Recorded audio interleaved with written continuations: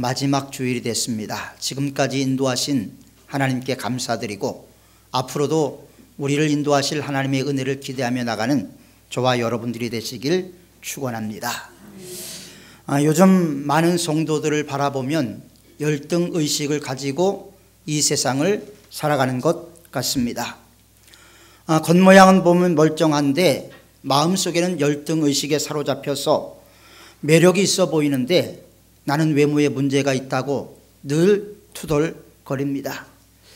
괜찮은 대학을 다니고 있음에도 불구하고 나는 사회에 낙오자라고 생각하는 사람도 있습니다. 제가 볼 때는 평균 이상의 삶을 살아가는데 자기는 버림받은 인생이라고 생각하는 사람도 있습니다. 그런데 이렇게 생각하는 그 생각의 이면에는 자기 내면에서부터 무언가 해결되지 못한 문제, 환경의 문제가 아니라 내 속사람, 내 속에 태도의 문제가 있다는 것을 발견을 할 수가 있습니다. 속이 병들면 이 세상 전체가 병들어 보이기 때문입니다. 사람들은 아는 것만큼 보지요, 아는 것만큼 믿을 수가 있습니다. 화초에 대한 지식이 많은 사람이어야지 화초로 보게 되고 동물에 대해서도 아는 것만큼 볼 수가 있게 됩니다. 제가 잘 아는 분 가운데 한 분이 자생난 보존협회 사무국장을 하시는 이성부라는 분이 계신데 이분이 어느 날 하루 종일 산에서 난을 찾아 돌아다니는데 하나도 구하지 못했답니다. 해질녘이 돼서 내려오려고 하다가 그물무늬의 난 하나를 구입을 했는데 그 난이 시가로 300만 원 정도가 되는 난이었다고 합니다. 그래서 그 난을 캐고 너무나 기분이 좋아서 마침 지나가는 노인이 있어서 그 노인에게 자랑을 했더니 뒷산에 있는 그 풀 하나를 들이대면서 300만 원이라고 이야기하니까 미친 사람 취급을 하더라는 그런 이야기를 난을 캐며 삶을 뒤척이며라는 책에서 쓰고 있습니다. 알아야지 가치를 볼 수가 있는 것입니다. 특별히 우리가 복음서를 보면 마태복음, 마가복음, 누가복음, 요한복음 네 복음서가 있지요. 이 네 복음서에 다 특징이 있는데 마틴 로이드 존스 같은 의사였던 목사님은 특별히 누가에게 주목을 하는데 누가는 의사이기 때문에 복음서에서도 아주 독특한 이야기를 한다고 주장을 했습니다. 의사의 눈으로 바라보니까 병색이 깊었다, 병이 깊었다 이런 이야기들을 자주 하면서 그 여인의 혈류병이 12해가 됐다 이런 표현을 사용을 했다라는 것입니다.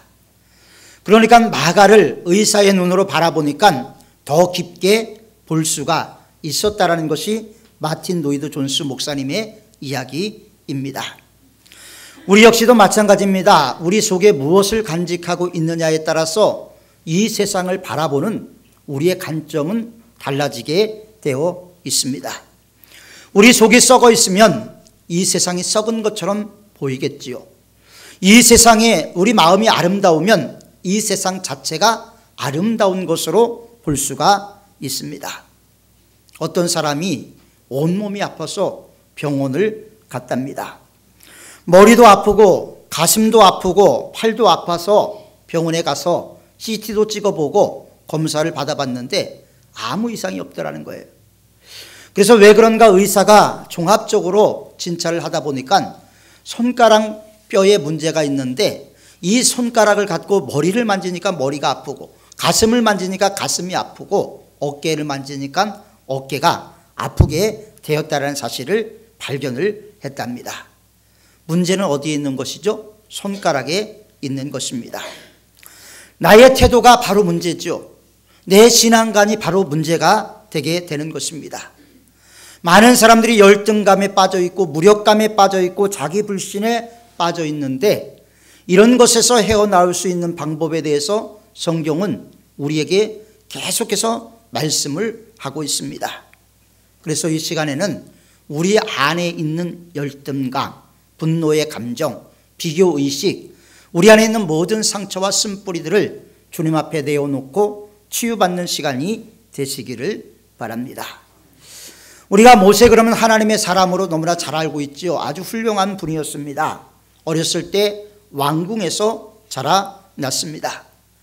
합세슈스라는 공주의 양자가 되어서 40년을 애굽에서 애굽 사람들의 모든 지혜와 지식을 다 배웠다고 말을 하고 있습니다. 사지도 멀쩡했습니다. 외모로 봐서는 문제가 될 것이 하나도 없는 인생이었습니다. 아마 모세의 인생에서 한 가지 흠을 잡는다면 40년 동안 처가살이한 것 외에는 흠을 잡을 만한 것이 없는 사람이 바로 모세였습니다. 상당히 괜찮은 인생을 살았던 사람이지요. 그런데 오늘 하나님의 부르심을 받고 모세가 하는 말이 무엇입니까? 나는 말을 못합니다. 나는 혀가 둔합니다. 나는 혀가 뻣뻣합니다. 보낼 만한 사람을 보내주세요. 자꾸 이렇게 버티고 있는 모습을 보게 됩니다. 모세가 약한 사람입니까? 모세가 지혜가 없는 사람입니까?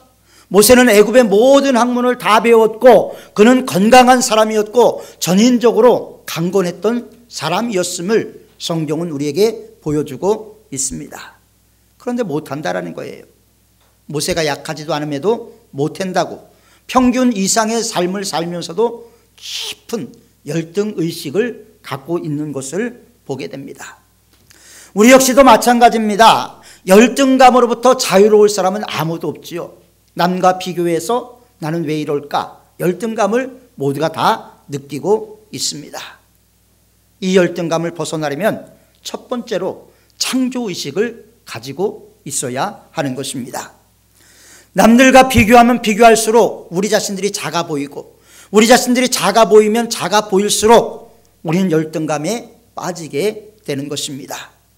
남과 비교하면 비교할수록 자신보다 더 나은 존재들이 보이게 되는 것입니다.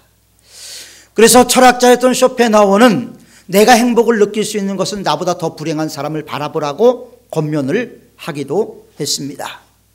자기보다 못한 사람과 비교하면 아주 우월감을 느끼죠. 그러나 나보다 나은 사람과 내 자신을 비교해보면 괜한 열등감에 빠지게 됩니다. 그래서 교만을 갖게 되죠.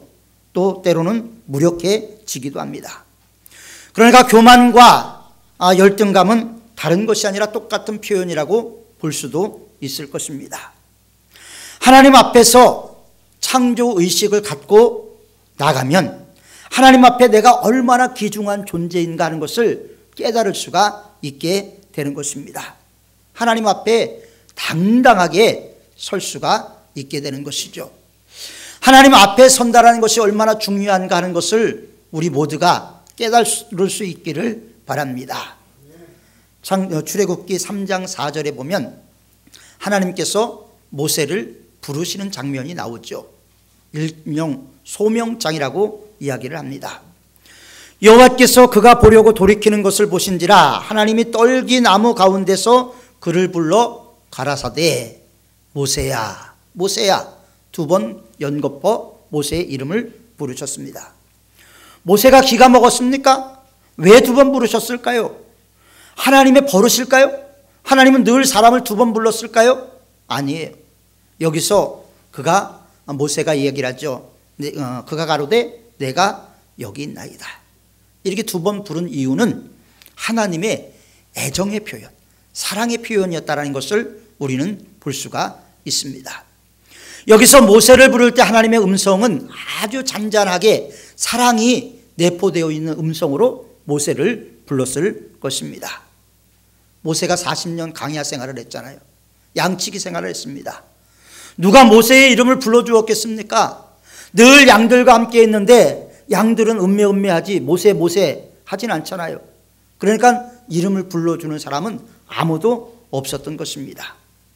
어쩌면 모세는 40년 광야 생활하면서 자기의 정체성이었던 자기의 이름도 잊어버리고 살고 있었는지 모릅니다. 그럴 때 하나님이 그에게 다가와서 모세야 모세야 이렇게 두 번 불러주셨습니다. 얼마나 모세가 감격했습니까? 하나님이 모세를 알고 있기 때문에 모세에 대한 애정의 표시로 두 번 연거푸 부르며 그의 정체성을 확인해 주었습니다. 그 정체성은 무엇입니까? 너는 내가 가장 사랑하는 존재고 너는 나에게 가장 소중한 존재다. 모세에게 이것을 일깨워 주시는 겁니다. 모세에게 이렇게 말씀하신 하나님은 우리를 향해서도 너는 내가 가장 사랑하는 존재이고 또 너는 나에게 가장 소중한 존재라고 우리 한 사람 한 사람에게 우리의 이름을 부르며 말씀하고 계시는 것입니다. 많은 사람들이 열등의식에 빠지는 이유가 어디 있습니까? 나를 무리 중에 하나라고 보는 거예요. 많은 사람 중에 하나로 보는 거예요. 하나님이 나를 독특하게 만들었다는 것을 인정하지 않는 거예요. 하나님의 모양과 하나님의 형성대로 내가 지어졌다는 것을 믿지 못하는 것입니다. 우리는 하나님 앞에서 한 사람 한 사람이 얼마나 독특하고 얼마나 귀중한 존재로 지어졌는가 하는 것을 우린 깊이 있게 생각을 해야 하는 것입니다. 작품과 상품의 차이가 있죠. 여러분, 상품은 무엇입니까? 비교하는 거예요. 어느 냉장고 보니까 그 냉장고보다 이 회사 게 더 좋더라. 세탁기를 보니까 어느 회사 게 더 좋더라. 어느 것이 편리하더라. 비교를 해서 이야기를 하는 것이 상품입니다. 그런데 작품은 어떻습니까? 작품은 비교가 되지가 않습니다. 이것저것 비교해서 이야기하는 것이 아닙니다. 왜냐하면 작품이기 때문입니다. 하나님은 우리 한 사람 한 사람을 작품으로 만드신 거예요.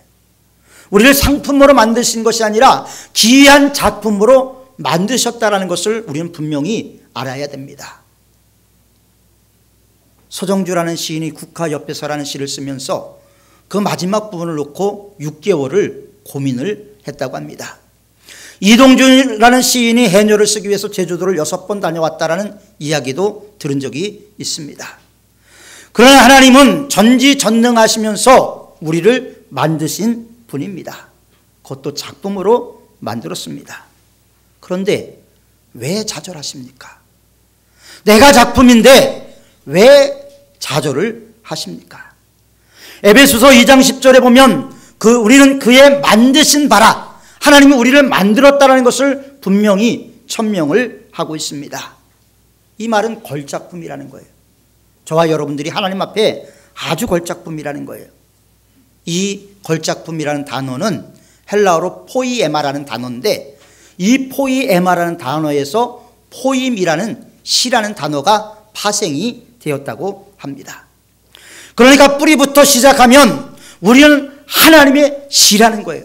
하나님의 작품이라는 것입니다. 얼마나 귀중하고 얼마나 독특성 있게 하나님 우리를 만드셨는지 우리 모두는 다 다르고 모든 것이 다르게 존재를 하고 있는 것입니다. 나는 아무것도 아니야.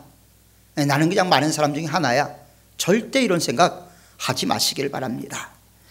하나님 앞에서는 한 사람 한 사람이 얼마나 귀중한 존재인지, 얼마나 귀중했으면 하나님께서 사랑하는 독생자를 십자가에 못 박아가며 우리를 구속해 주시는 은혜를 베풀어 줬겠습니까? 하나님의 한량없는 은혜, 하나님의 한량없는 축복이 예수 그리스도를 십자가로 내몰았다라고 이야기하는 성서학자도 있습니다. 탁월하게 멋진 사람들도 위로가 되지만 때로는 잘 안 생긴 사람도 은혜가 될 때가 있습니다. 저는 제가 그렇게 잘생기고 외모가 잘나지 않은 것에 대해서 감사를 해요. 설교를 준비하면서 얼마나 감사했는지 몰라요. 만약에 제가 외모가 출중하고 얼굴이 잘생겼다고 생각해 보세요. 설교 내내 아이고 우리 남편이 저렇게 생겼으면, 이렇게 생각하면서 설교에 집중이 안 되는데 제 외모를 보면 설교에 집중할 수 있는 외모라는 것에 감사하는 마음이 생겼어요. 십자가만 바라보게 하고 성경으로 들어가게 하고 하나님의 말씀을 만나게 제 외모가 되었다는 것에 감사할 수가 있었습니다. 우리가 감사를 찾으면 얼마나 감사할 것이 많이 있습니까? 다른 생각 하나도 안 하고 십자가만 바라봐도 은혜가 되고, 십자가만 바라봐도 축복이 되고, 십자가만 바라봐도 소망을 느껴지는 그런 삶을 우리 주님께서 살아가기를 원하고 계시는 것입니다. 하나님 우리 한 사람 한 사람 너무나 독특하고 너무나 귀하고 너무나 고귀한 작품으로 만들었다는 것을 반드시 잊지 않고 기억하는 저와 여러분들이 되시기를 바랍니다. 두 번째로 열등의식에서 벗어나려면 가능성을 가지고 있어야 돼요. 우리 자신을 지나치게 가소평가할 수도 있죠. 또 가대평가할 수도 있습니다. 그런데 대체적으로 사람들은 자기 자신들을 가소평가를 해요. 그리고 너무 작게 보는 거예요. 13절에 보니까 주여 보낼 만한 사람을 보내소서. 하나님이 다 알아서 하신다라고 믿으면서도 모세 입에서 나온 말은 보낼 만한 사람을 보내시, 이렇게 얘기를 했어요. 만약에 이번에 평창 올림픽을 하면서 어떤 감독이 어떤 게임의 선수를 누구누구를 나가라고 얘기했는데 선수가 보낼 만한 사람을 보내세요, 이렇게 이야기하면 어떻게 되겠습니까? 보낼 만한 사람을 보내소서가 아니라 시켜주면 아멘하고 나가야 되는 것이 그리스도인의 삶인 것입니다. 그래서 14절에 보면 여호와께서 모세를 향해서 뭐를 바랬다고 얘기를 해요. 하나님도 화를 내실 수 있다는 것 우리 분명히 알아야 돼요. 하나님도 질투하시는 하나님이라는 것을 우리 분명히 알아야 하는 것입니다. 그러면서 내 윗사람 내 형이 있지 않느냐, 내 형이 말 잘하니까 내가 너를 동역자로 붙여주겠다라고 말씀하시는 것을 보게 됩니다. 하나님께서 우리에게 사명을 맡기실 때 모든 장치를 다 미리 마련해 놓으시고 할 수 있도록 만드시고 나가시는 거예요. 누가 자기 능력 믿고 나가라고 했습니까? 내 힘 믿고 나가라고 했습니까? 하나님의 능력 믿고 하나님을 믿는 믿음으로 나가는 성도들이 되어야 하는 것입니다. 하나님 주시는 능력을 믿는 것이 그리스도인의 삶인 것입니다. 그래서 우리는 우리 자신들을 쳐다보면 안 돼요. 서로를 쳐다보면 안 되는 게, 왜냐하면 우리는 안 될 존재들 아닙니까? 문제만 바라보면 문제가 됩니다. 문제가 커 보입니다. 그런데 하나님을 바라보고 문제를 바라보면 그 문제는 문제가 되지가 않는 것입니다. 무엇을 바라볼 것이냐, 우리의 시각 차이는 상당히 중요한 것입니다. 그래서 바라보는 것에 따라서 우리의 삶의 태도, 우리 삶의 방식이 달라지게 됩니다. 우리가 문제를 바라보면 문제에 눌려 살 수밖에 없지요. 그러나 하나님을 바라보면 뭐든 다 할 수가 있습니다. 하나님께서 능치 못할 일이 없다고 성경은 분명히 약속하고 있습니다. 성경이 말씀하신 말씀을 왜 못 믿습니까? 할 수 있거든이 무슨 말이냐? 믿는 자에게는 능치 못할 일이 없느니라. 이 말씀이 저와 여러분들의 속에 반드시 임해서 하나님이 은혜가 임하면 안 되는 일이 없다는 믿음을 갖고 나가시기를 바랍니다. 그러므로 지나치게 겸손하거나 지나치게 자기 비하하는 것은 교만과 불순종이 될 수가 있습니다. 하나님이 공급하시는 능력으로만 감당할 수가 있습니다. 대개 열등감에 사로잡힌 사람들은요, 독특한 사람들이에요. IQ가요 70, 80 된 사람은 열등감도 존재하지 않습니다. 왜냐하면 생각이 없어요. 생각이 없다 보니까 열등감도 없습니다. 생각이 없는데 무슨 열등감이 있겠습니까? IQ가 최소 100은 넘어야지 열등감도 느끼고 비교도 하게 되는 겁니다. 나는 머리가 나빠, 나는 멍청해, 나는 왜 이렇게 비참한 삶을 살아야 되는가, 이렇게 생각하는 사람은 평균 이상의 IQ를 가지고 있는 사람이라는 것을 알아야 하는 것입니다. 머리가 좋으니까 고민하죠. 머리 나쁘면 고민 안 해요. 생각 없이 세상을 살아갑니다. 가끔 뉴스에 보면 집단 자살하는 여고생들 보면요, 대체적으로 공부 잘하는 애들이 자살을 하지요. 난 왜 쟤보다 못할까? 나는 졸업해서 뭐 할까? 내 인생은 어떻게 될까? 고민을 합니다. 그러다가 아이고, 이 세상 떠나야 되겠다. 또 죽는 것도 고민을 해요. 물에 빠져 죽을까? 불에 타서 죽을까? 고민하다가 아이고, 물에 빠져 죽는 게 낫겠지, 이런 생각을 하게 되죠. 생각 없이 사는 IQ가 낮은 사람은 내가 왜 죽어? 이렇게 생각하면서 당당하게 살아갑니다. 그렇기 때문에 하나님께서 우리에게 주신 것을 갖고, 우리에게 주신 머리, 이걸 갖고 우리가 우리 자신들을 바라볼 것이 아니라 하나님을 바라보며 하나님을 위해서 사용할 때 우리의 삶이 지혜롭고 풍요롭고 풍성한 삶이 될 수가 있는 것입니다. 모세가 무력한 사람입니까? 무능한 사람입니까?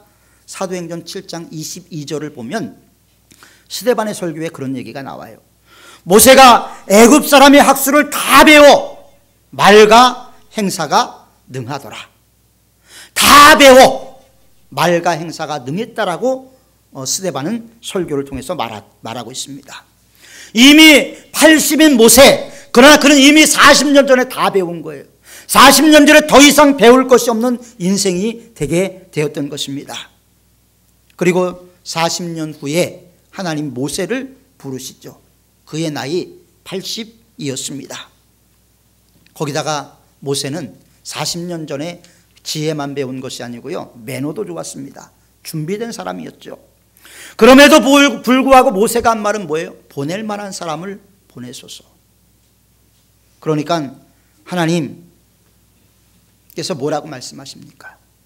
너 말고 더 나은 사람이 어디 있냐? 너 말고 더 나은 사람이 없다라는 거예요. 오늘 이 시간 주님께서 너 말고 그 분야에선 너보다 뛰어난 사람이 없다고 우리에게 말씀하고 계시는 것입니다. 우리 민족은 참 대단한 민족인 것 같아요. 곰곰이 생각하면 우리 민족같이 머리가 좋은 민족이 없습니다. 세계 IT 강국이죠. 젓가락 문화가 결국은 IT 강국을 만들었다고 이호령 교수는 이야기를 했습니다. 젓가락 갖고 콩을 집을 수 있는 나라는 우리나라밖에 없대요. 그만큼 그런 섬세함이 IT 산업을 발전시켰다, 그렇게 이야기를 하는데 그것만이 아닙니다.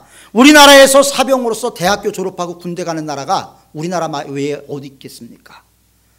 대학을 나오고 군대 가는 나라는 우리나라밖에 없습니다. 제 고향 선배 중에 한 분은 박사 학위를 받고 군대를 갔어요. 장교도 아닙니다. 사병으로 박사 학위를 받고 가는 나라가 세상에 어디 있습니까? 자부심을 가지면 큰 자부심을 가지고 있을 수 있음에도 불구하고 우리는 자부심보다 너무나 열등의식에 사로잡혀 있다 보니까 하나님이 우리에게 주신 축복, 하나님이 우리에게 주신 은혜, 하나님이 우리에게 주신 구원의 역사를 너무나 작은 것으로 만들어버리고 말았습니다. 하나님이 우리에게 부어주시는 것은요, 우리가 생각하는 것보다 더 큽니다.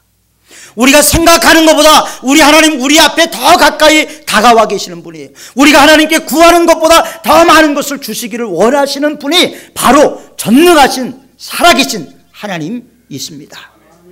그래서 우리는 우리는 무소불능하신 하나님, 무소부재하신 하나님이라고 말을 하고 있는 것입니다. 열등의식에 사로잡힐 필요가 없습니다. 아멘하고 나가면 됩니다.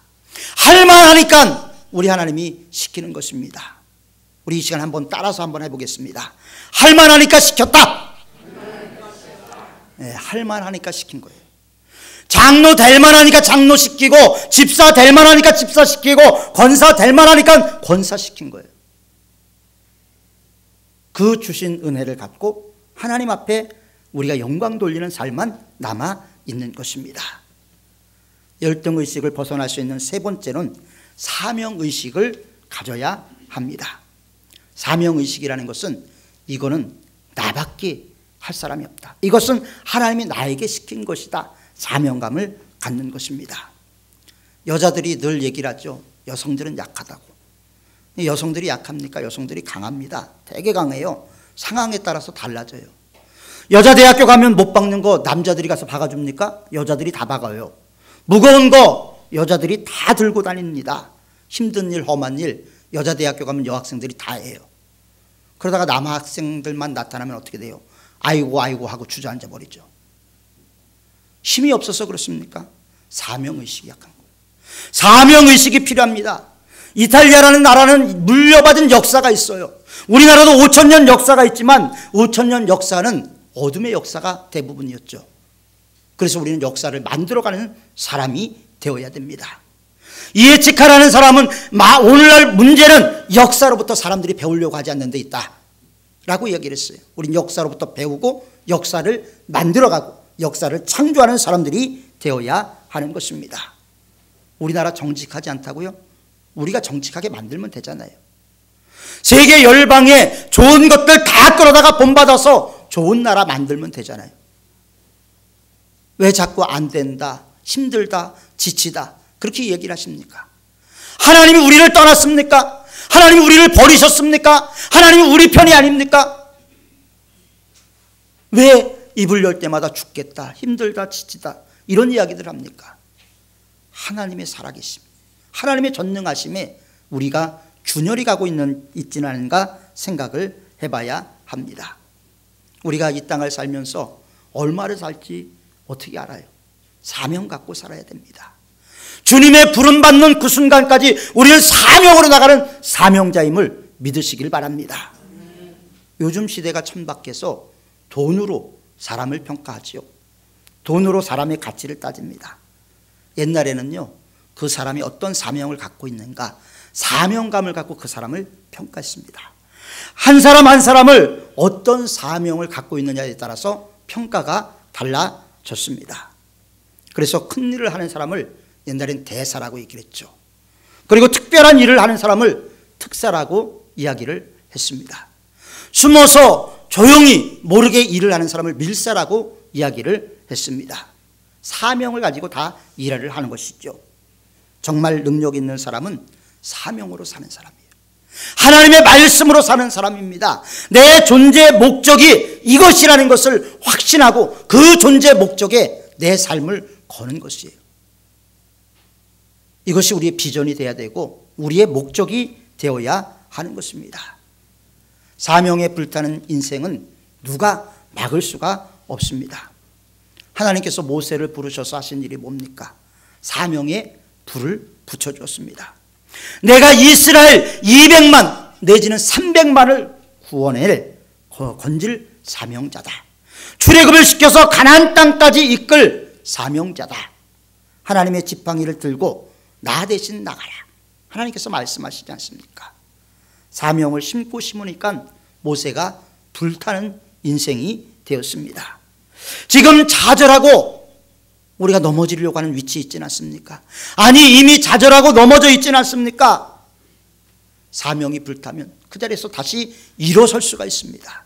하나님이 부어주시면 그 누가 막을 수 없는 축복을 우리에게 부어주실 줄 믿습니다. 이 세상에 그 누가 하나님을 막을 수가 있겠습니까? 이 세상에 누가 하나님의 뜻을 거슬릴 수가 있겠습니까? 하나님의 사명에 불타는 인생이 될 때 우리가 가지고 있는 잠재력 30배, 60배, 100배의 능력으로 나타나게 되는 것입니다.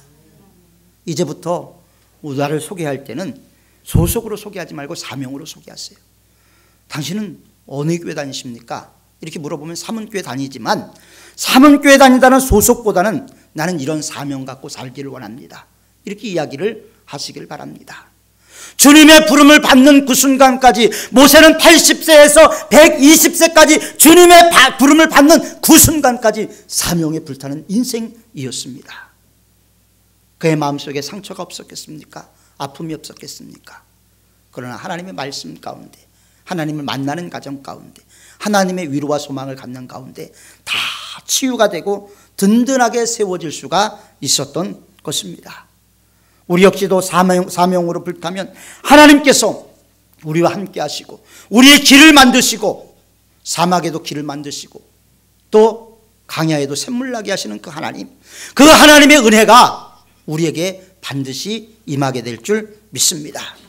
할 수 있으니까 부르셨습니다. 할 수 있으니까 하겠다고 작정하고 나갈 때 반드시 승리하는 하나님의 축복이 저와 여러분들에게 가득하게 임하게 될 줄 믿습니다. 기도하겠습니다. 걸어가고 자비로우신 아버지 하나님, 모세가 40년 동안 심한 열등감에 빠져 있음에도 불구하고 그것을 치유하여 고쳐서 사용하는 하나님의 능력을 저희들이 이 시간 살펴보았습니다.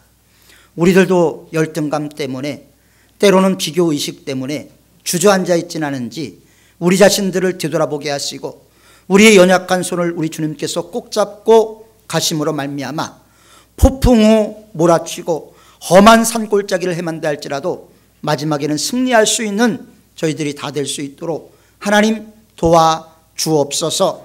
하나님께서 사랑하는 독생자도 나를 위해서 십자가에 그렇게 고통스럽게 못 박았는데 내가 얼마나 귀중한 존재인가 하는 것을 잊어버리고 살고 있지는 않았는지 내 자신을 기억하게 하시고 내가 얼마나 귀중하고 내가 얼마나 소중한가를 이 시간 깨닫고 하나님께 감사하는 저희들 되게 하여 주옵소서. 예수님의 이름으로 기도하옵나이다. 아멘.